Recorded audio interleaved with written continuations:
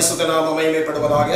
இந்த ஆசீர்வதிக்கப்பட்டதான நல்ல இந்த மாலை விளைக்காய் ஆண்டவரை நன்றியோடுமே ஸ்தோத்திரிக்கிறேன்.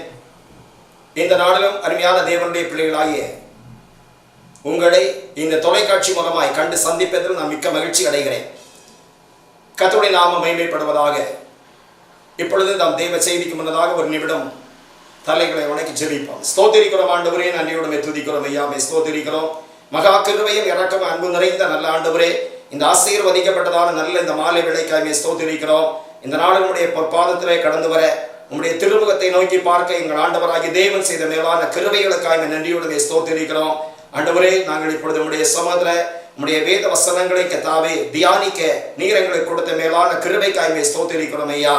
ஆண்டவரே, ஸ்தோத்திரங்க தாவே பேசுகிற நீங்கள் அல்ல, பிதாவின் ஆவியானவரே எங்களோடு பேசுவார் என்று சொன்ன வசனத்தின்படி ஆண்டவராகிய தேவன் எங்களை ஆண்டவரே அடியனை மறைத்து அப்பா நீர் வெளிப்பட வேண்டுமாய் ஜெபிக்கிறேன். ஆண்டவரே ஸ்தோத்திரம், இந்த செய்தியை கேட்கிற ஒவ்வொரு அன்பான சகோதர சகோதரிகளுக்காக ஜெபிக்கிறேன். தாய் தகப்பன்மாருக்காக ஜெபிக்கிறேன். ஆண்டவரே ஸ்தோத்திரம் கத்தாவே பெரியோர் சிறியோர் ஒவ்வொருவருக்காக ஜெபிக்கிறேன். ஒவ்வொரு பிள்ளைகளையும் ஆண்டவர் ஆசீர்வதிங்க.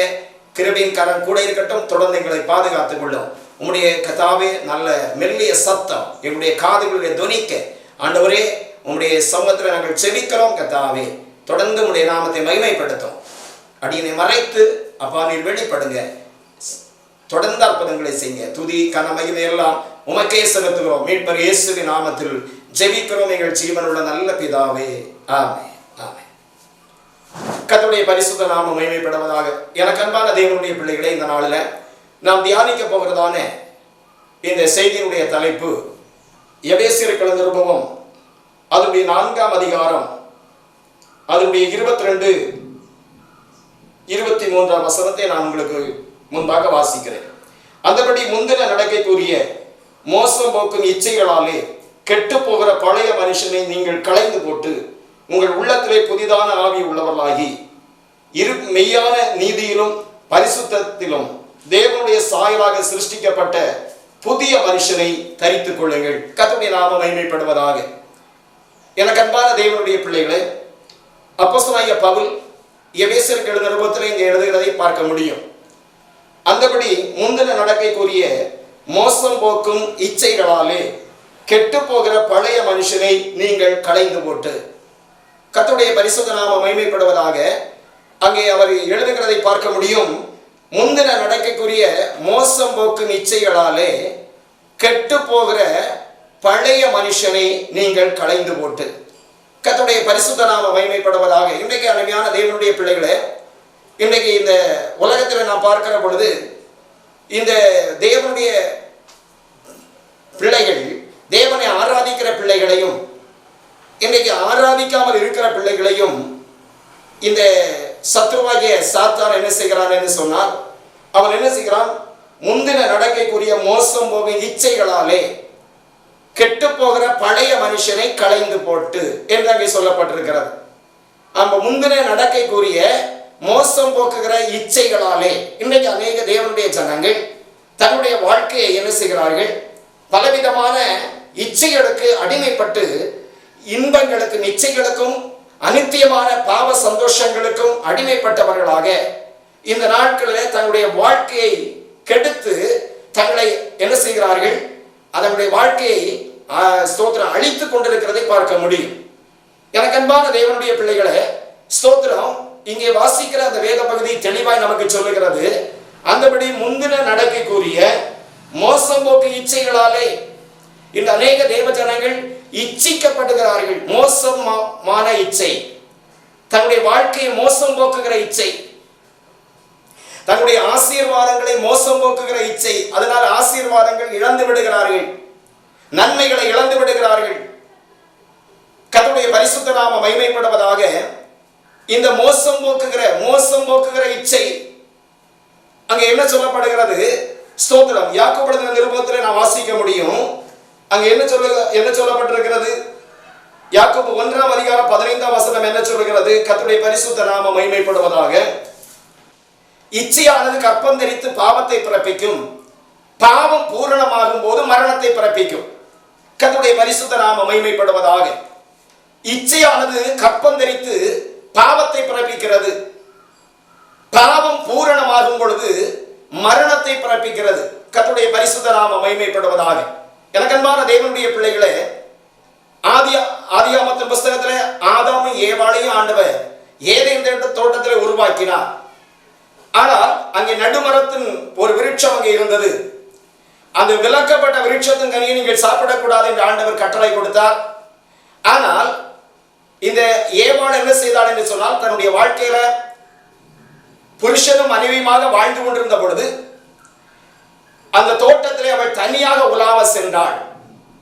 தனியாக உலாவ சென்ற பொழுது தேவ சமூகத்தில் இருந்த லூசிபராகிய சாத்தான் கோபாவேஷத்தோடு வலு சர்ப்பமாக வேஷம் எடுத்து அந்த நடுமரத்திலே உட்கார்ந்து பேசுகிறான். இந்த மரத்தின் கனியை சாப்பிடக்கூடாது என்று ஆண்டவர் சொன்னது உண்டோ? ஏவாள் சொன்னால் இதை சாப்பிடக்கூடாது என்று ஆண்டவர் சொல்லி இருக்கிறார். சாப்பிட்டால் நீ செத்து போவாய் என்று ஆண்டவர் சொல்லி இருக்கிறார். உடனே சாத்தான் பேச ஆரம்பிக்கிறான். நீ சாகவே மாட்டாய், நீ தேவனை போல ஆவாய், உன் கண்கள் திறக்கப்படும் என்று சொல்லி அவளை வசப்படுத்தி அந்த வார்த்தையினாலே அவள் பிடிக்கப்பட்டு அந்த பழத்தை பார்த்தாள். அந்த விலக்கப்பட்ட கனி, அந்த விலக்கப்பட்ட விருட்சத்தின் கனியை பார்த்து அந்த பழம் பார்க்கிற பொழுது அழகாக இருந்தது என்று அங்கே வேதம் சொல்லுகிறது. அது பார்வைக்கு அழகும் புசிப்புக்கு இன்பமாக இருந்தது. ஆனால் இந்த ஸ்தோத்திரம் அந்த பழத்தை பார்த்து இவள் என்ன செய்தாள்? இச்சித்தாள். கர்த்தருடைய பரிசுத்த நாமம் மகிமைப்படுவதாக. எனக்கு அன்பான தேவனுடைய பிள்ளைகளே, இன்றைக்கு அநேகருடைய வாழ்க்கையில ஸ்தோத்திரம் என்ன நடக்கிறது என்று சொன்னால், பலவிதமான இச்சைகள் தங்களை கெடுத்துக் கொண்டிருக்கிறது. பாவ இச்சைகள், உலகத்தினுடைய சிற்றின்பமாகிய இச்சைகள், ஆடம்பரமாகிய இச்சைகள். கர்த்தருடைய பரிசுத்த நாமம் மகிமைப்படுவதாக. இந்த இச்சையானது கற்பம் தரித்து பாவத்தை பிறப்பிக்கும். விலக்கப்பட்ட கனி அந்த பார்வைக்கு அழகா இருந்தது, புசிப்புக்கு அது இன்பமாக இருந்தது. அதை பார்த்தாள், அதை பறித்தாள், அதை சாப்பிட்டு தன்னுடைய புருஷனுக்கும் கொடுத்தாள் என்று அங்கு வேதம் சொல்லுகிறது. கர்த்தருடைய பரிசுத்த நாமம் மகிமைப்படுவதாக. ஆண்டவர் சொன்னார், அந்த பழத்தை சாப்பிட்டால் சாகவே சாவாய். என்னை கேட்கிற அருமையான தேவனுடைய பிள்ளைகளே, நான் கடந்த நாட்களில் ஒரு சகோதரனோடு பேசிக் கொண்டிருந்த பொழுது அவர் இப்படியாக ஒரு ஸ்தோத்திரம் கேள்வி கேட்டார். ஏன் ஆண்டவர் அந்த தோட்டத்தில் அந்த ஸ்தோத்திரம் விலக்கப்பட்ட விருட்சத்தை ஏன் உருவாக்க வேண்டும், ஏன் அதை வைக்க வேண்டும்? அதனால் தானே அவர்கள் பறித்து சாப்பிட்டார்கள். கர்த்தருடைய பரிசுத்த நாமம் மகிமைப்படுவதாக. நாம் இந்த நாட்களிலே பார்க்க வேண்டிய காரியம், நம்மிடத்துல ஸ்தோத்திரம் ஒரு பிள்ளைகிட்ட அல்லனா ஒரு ஸ்தோத்திரம் மகனுக்கிட்ட தகப்பன் சொல்றான், ஸ்தோத்திரம் இன்ன ஸ்தோத்திரம் காரியம் நீ செய்யக்கூடாது, இன்னதை செய்ய வேண்டும் என்று சொல்லி அவளுக்கு தெளிவாய் திட்டமாய் சொல்லி அந்த காரியத்தை நீ செய்யக்கூடாது, செய்தால் உனக்கு அது தீமை உருவாகும் என்று சொன்னால் அந்த பிள்ளை அதை கேட்டு அதை கிரகித்து என்ன செய்ய வேண்டும்? அதை செய்யக்கூடாது. கர்த்தருடைய பரிசுத்த நாமம் மகிமைப்படுவதாக. ஆனால் இவன் என்ன செய்கிறான் என்று சொன்னால், ஆண்டவர் நீ சாப்பிடக்கூடாது, சாப்பிட்டால் செத்து போவாய் என்று சொன்னார். ஆனால் இந்த ஏவாள் என்ன செய்தால், இந்த விலக்கப்பட்ட கனியை பார்வைக்கு அழகா இருந்தபடினாலே அது இச்சிக்கப்பட்டதினாலே அந்த ஸ்தோத்திரம் அது என்ன செய்தால், அதை பறித்து சாப்பிட்டு தன்னுடைய புருஷனுக்கு கொடுத்தாள் என்று வேதம் சொல்லுகிறது. அப்ப இச்சையானது கற்பம் தரித்து ஸ்தோத்திரம் பாவத்தை பிறப்பிக்கும். யாக்கோபு 1:15 சொல்லுகிறது, இச்சையானது கற்பம் தரித்து. அப்படின்னா ஸ்தோத்திரம் ஒரு குழந்தை பிறக்க வேண்டுமானால் 9 மாதம் இல்லை என்றால் 10 மாதம். சில குழந்தைகள் 7 மாதத்திலே பிறக்கிறார்கள், 8 மாதத்திலே பிறக்கிறார்கள். சரியான ஒரு கணக்கு 9 மாதத்துல பிற்பாடுதான் அந்த குழந்தை பிறக்கிறது, பூரண வளர்ச்சி அடைகிறது. ஆனால் இந்த இச்சையானது கற்பம் தரித்து பாவத்தை பிறப்பிக்கும். பாவம் பூரணமாகும் பொழுது மரணத்தை பிறப்பிக்கும். இவங்க இச்சிக்கப்பட்டார்கள். ஆண்டவர் சொன்னா நீ சாகவே சாவாய் என்று சொல்லி. ஆனால் அவர்களுக்குள்ள ஒரு ஆத்துமா இருந்தது. அந்த ஆத்துமா விலையேற பெற்றது. இவர்கள் எப்பொழுது பழத்தை பறித்து இச்சித்து அதை சாப்பிட்டார்களோ அப்பொழுது மரணம் சம்பவித்தது, சரீர மரணம் சம்பவித்தது. ஆனால் அவர்களுக்குள்ள ஆத்துமா இருக்கிறது. அந்த ஆத்துமா மரணம் சம்பவிக்காத காரணத்தினாலே நாம் ஆராதிக்கிற ஆண்டவராகிய இயேசு கிறிஸ்து 2020 வருஷங்களுக்கு முன்பாய் இந்த பூமியிலே கடந்து வந்து மனுஷனுடைய ஆத்தும ரட்சிப்புக்காக அவர் கல்வாரி சிலுவையிலே ரத்தம் சிந்தி ஜீவனை கொடுத்து மரித்து அடக்கம் பண்ணப்பட்டு 3ஆம் நாள் உயிரோடு எழும்பினார். ஹல்லேலூயா. கர்த்தருடைய பரிசுத்த நாமம் மகிமைப்படுவதாக. இயேசு இந்த உலகத்திலே வந்து அவர் நமக்குள்ள இருக்கிற ஆத்துமா இனி மரணம் சம்பவிக்க கூடாது என்று சொல்லிதான் நம்முடைய ஆத்துமாவை ரட்சித்துக் கொள்ளும்படியாக, நம்முடைய ஆத்துமாவை மீட்டுக் கொள்ளும்படியாக தான் ஸ்தோத்திரம் அவர் இந்த உலகத்தில் வந்து 33 வயது வரை நம்மை போல மாமிசத்தை ரத்தத்தை உடையவராய் சுற்றி நடந்து அநேக அற்புத அடையாளங்களை செய்து ஸ்தோத்திரம் கர்த்தருடைய பரிசுத்த நாமம் மகிமைப்படுவதாக. அவர் அநேக அற்புதங்களை செய்து நமக்காக என்ன செய்தார்? இந்த கல்வாரி சிலுவையிலே பெரிதான ரட்சிப்பை அவர் சம்பாதித்து போயிருக்கிறார். எனக்கு அன்பான தேவனுடைய பிள்ளைகளே, ஸ்தோத்திரம். காரணம் என்ன?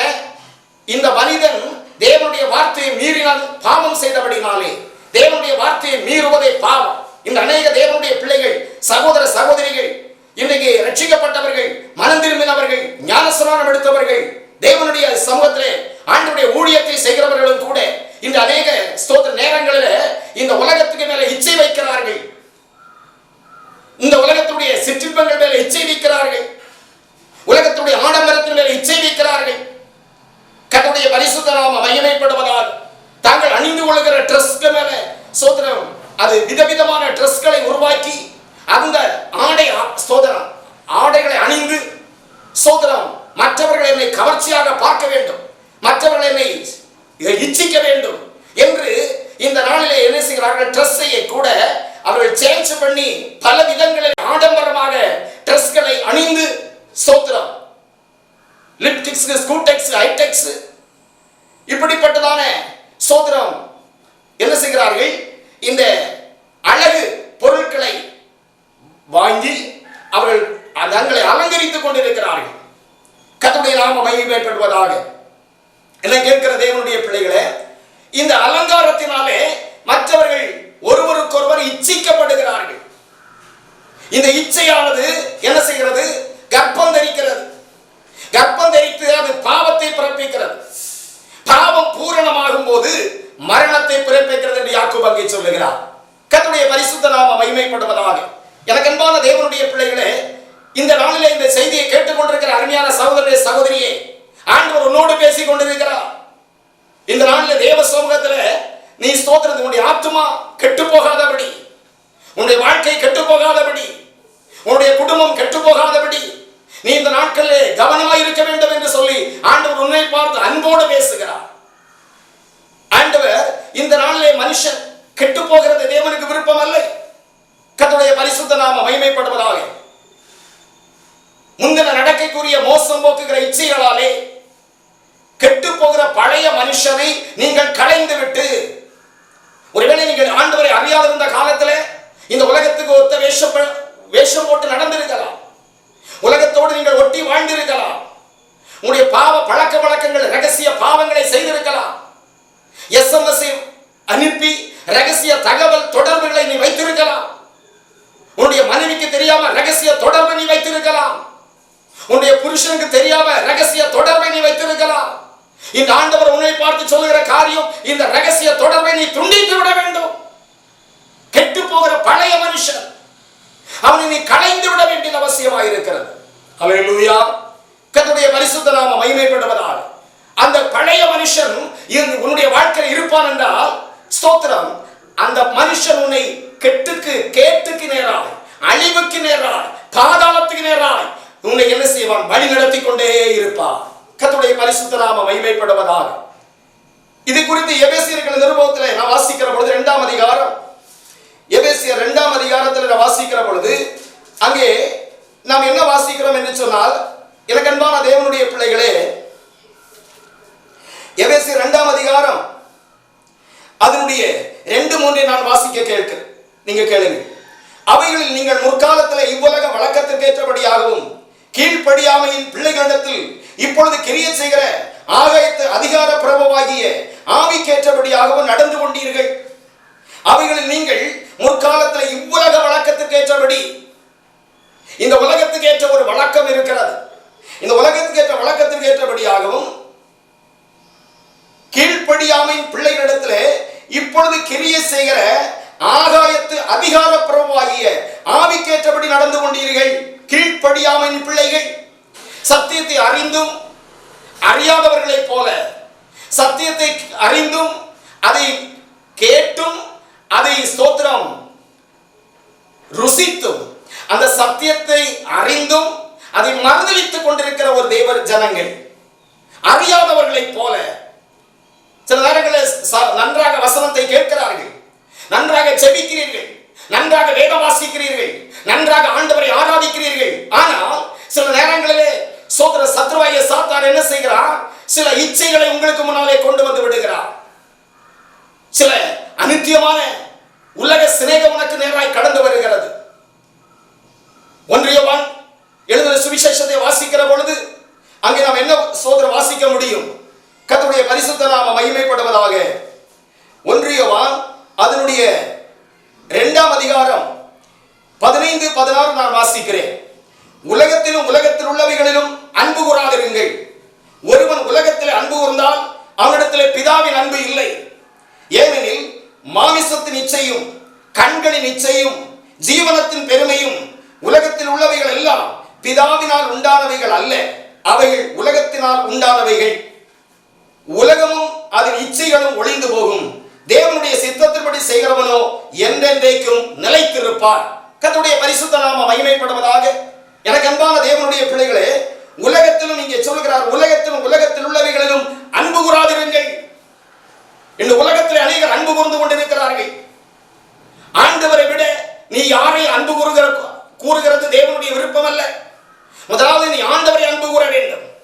உன்னுடைய மனைவி நீ அதிகமாய் அன்பு கூர்ந்தால் அது வேதம் சொல்கிறது, அது விக்கிரகம். ஆண்டவரை விட நீ எந்த ஒரு சோத்திரம் உன்னுடைய வேலையை அன்பு கூர்ந்தால் அது விக்கிரகம். உன்னுடைய சொத்துல நீ அன்பு கூர்ந்தால் அது ஒரு விக்கிரகம். உன்னுடைய பண டெபாசிட்ல நீ அன்பு வைத்தால் அது விக்கிரகம். அது ஒரு நாள் அழிவுக்கு நேராய் கொண்டு சென்று விடும். அருமையான தேவனுடைய பிள்ளைகளே, இங்கே அழகா சொல்றாரு 1 யோவான் 2ஆம் அதிகாரம் 15, 16 வசனங்கள். உலகத்திலும் உலகத்தில் உள்ளவர்கள் அன்பு கூறாதிருங்கள். எனக்கு அன்பான தேவனுடைய பிள்ளைகளே, இந்த உலகம் அழிவுக்கு நேராய் வைக்கப்பட்டிருக்கிறது. உலகத்தில் ஒன்றன் பின் ஒன்றாக சம்பவங்கள் நடந்து கொண்டிருக்கிறது. பலவிதமான பாவங்கள் மனிதனை ஆட்டி பிடித்துக் கொண்டிருக்கிறது. துன்மார்க்கமான செயல்கள் அவனை பிடித்து அடக்கி கொண்டிருக்கிறது. வெளியே சொல்ல முடியவில்லை, என்னால் இந்த பாவத்தை செய்யாமல் இருக்க முடியவில்லை. ரகசிய தொடர்புகள் மனுஷனை கேட்டு அவனை அழிவுக்கிணராய் கொண்டு சென்று கொண்டிருக்கிறது. உலகத்தில் உள்ளவைகளில் அன்பு கூறாதிருங்கள் என்று வேதம் தெளிவாய் சொல்லுகிறது. ஒருவன் உலகத்தில் அன்பு கூர்ந்தால் அவனிடத்தில் பிதாவின் அன்பு இல்லை. கர்த்தருடைய பரிசுத்த நாமம் மகிமைப்படுவதாக. உலகத்தில் நீ அன்பு கூர்ந்து கொண்டிருந்தால், நீ இந்த உலகத்துடைய சோதரம் உன்னுடைய செல்வத்திலே அன்பு கூர்ந்து கொண்டிருந்தால், உன் வீட்டின் மேலே அன்பு வைத்திருந்தால் அது உன்னை பரலோகம் கொண்டு செல்லாது. கர்த்தருடைய பரிசுத்த நாமம் மகிமைப்படுவதாக. ஒருவன் இந்த உலகத்தில் அன்பு கூர்ந்தால் அவனுக்கு பிதாவினிடத்தில் அன்பு இல்லை. ஆண்டவர் அவனிடத்தில் அன்பு பாராட்ட முடியாது. அவன் உலகத்தையே பார்த்து கொண்டிருப்பான், தன்னுடைய சம்பாத்தியத்தை பார்த்து கொண்டிருக்கிறான், தன்னுடைய பிள்ளைகளுக்கு மேல ரொம்ப அதிகமாக அன்பு வைக்கிறான்.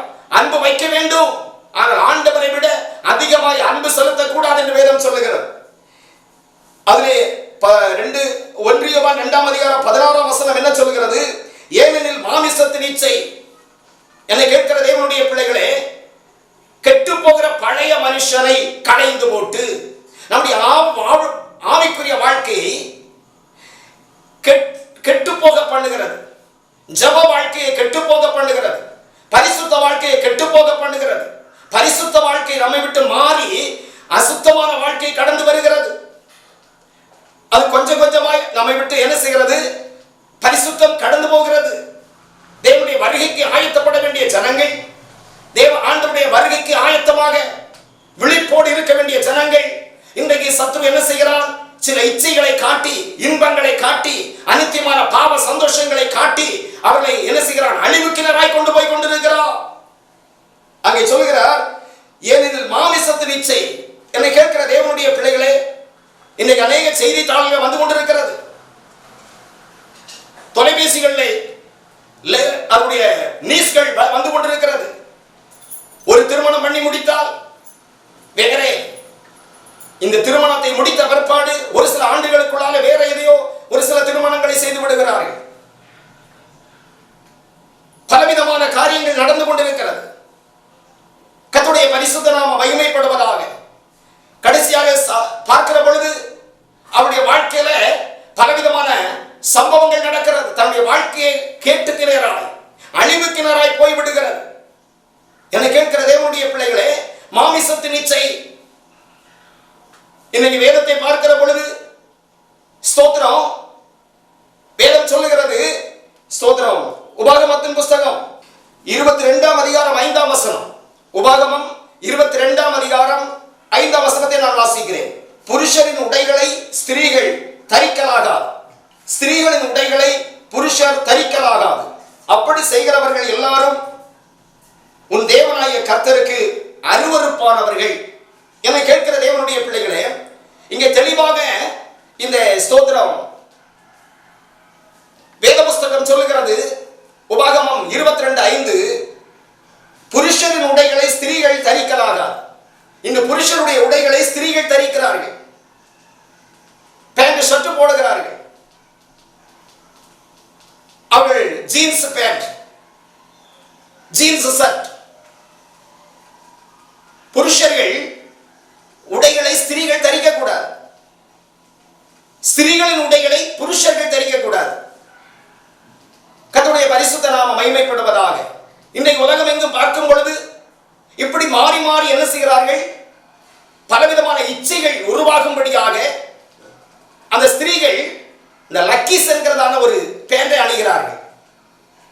கர்த்தருடைய பரிசுத்த நாமம் மகிமைப்படுவதாக. இந்த லக்கீஸ் என்கிற பேண்டினால அது அநேக அது இடறி போகக்கூடிய காரணங்கள் அதில் இருக்கிறது. ஷேரி பிளவுஸ் போடுறாங்க. அந்த பிளவுஸ்ல எல்லாம் இன்னைக்கு பலவிதமான டிசைன்கள், ஸ்டோன்கள் வைத்து தைத்து விதவிதமான டிசைன்களை வைத்து விடுகிறார்கள். ஆண் பிள்ளைகளை பார்த்தா பெண் பிள்ளைகள் தான் ட்ரிங்க்ஸ் போடுவார்கள். இன்னைக்கு ஆண் பிள்ளைகளை பார்த்தா அவன் ட்ரிங்க்ஸ் போட்டு அவன் குடும்பி கட்டி முடிய வளர்த்திட்டு நடக்கிறான். கர்த்தருடைய பரிசுத்த நாமம் மகிமைப்படுவதாக. கேவலம், வேதனையான காரியம். ஸ்திரீகள் போல பெண்கள் அந்த ஆண்களை அலங்கரிக்க கூடாது.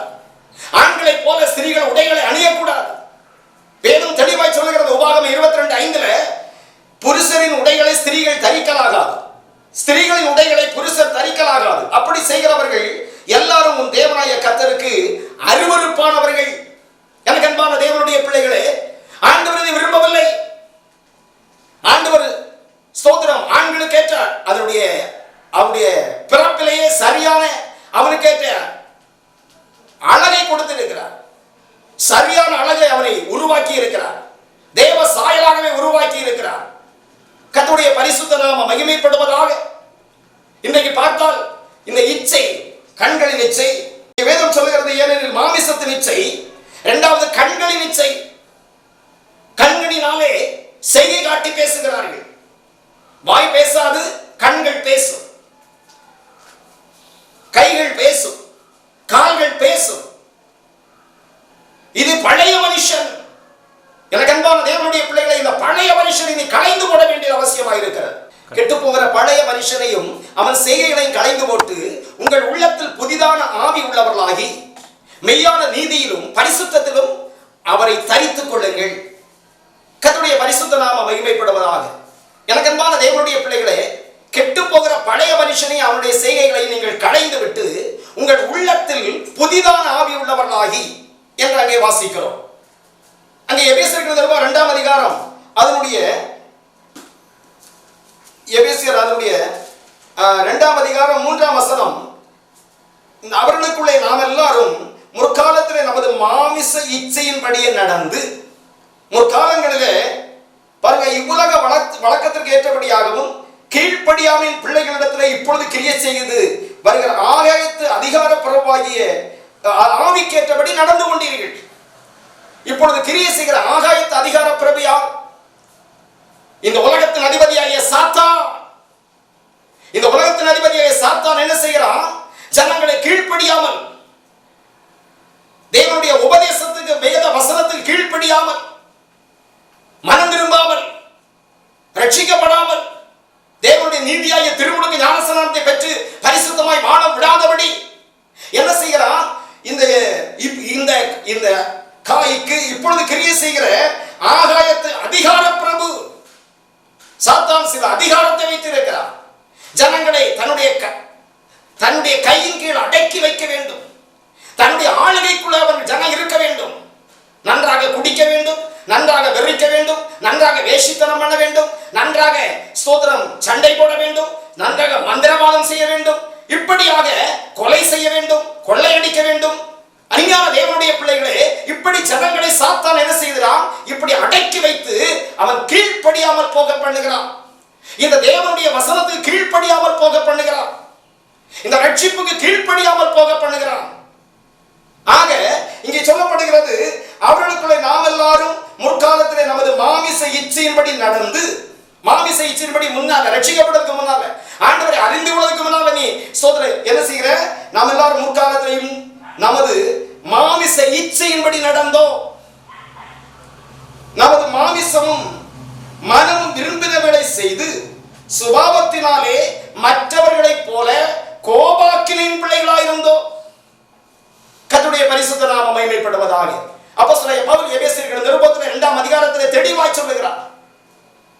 பாருங்க, இவ்வுலகத்திற்கு ஏற்ற வழக்கத்தின்படி அவர்களுக்குள்ளே நாம் எல்லாரும் முற்காலத்திலே நமது மாமிச இச்சையின்படி நடந்து, மாமிச இச்சை படி நடந்து நமது மாமிசமும் நம்முடைய மனமும் விரும்பினவைகளை செய்தோம். நம்முடைய மாமிசமும் மனமும் விரும்பினவைகளை செய்து கொண்டிருந்தார்கள். என்னென்ன கிரியைகள் செய்யணுமோ அத்தனை கிரியைகளை செய்து கொண்டிருந்தார்கள். அதான் அவனுக்கு பேர் தான் பழைய மனுஷன். அவர் ரட்சிக்கப்பட்டு ஞானஸ்நானம் எடுத்து ஆவிக்குரிய பிள்ளையாய் மாறின பிறகு பழைய மனுஷனை அவருடைய செய்களை களைந்து போட வேண்டும். கர்த்தருடைய பரிசுத்த நாமம் மகிமைப்படுவதாக.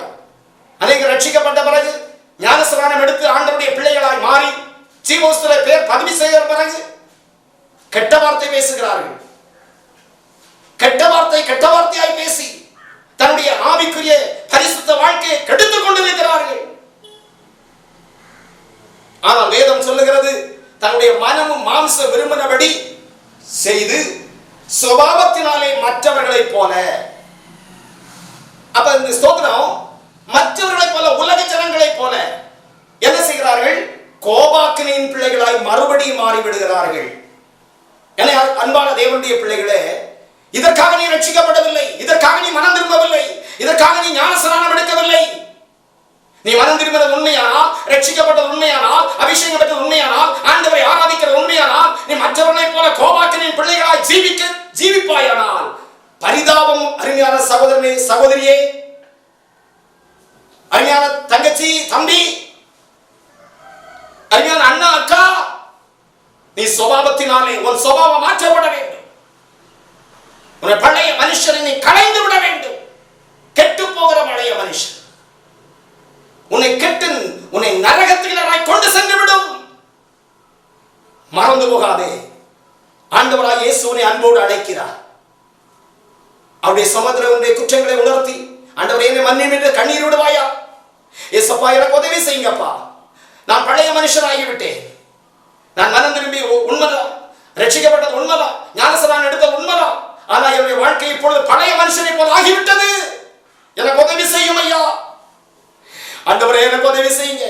கண்ணீரோடு ஜெபிப்பாயா? தேவ கோபாக்கினி உனக்கு நேராய் கடந்து வரும். மறந்து போகாதே. நீ தப்பவே முடியாது. ஆண்டவருடைய தண்டனைக்கு தப்பவே முடியாது.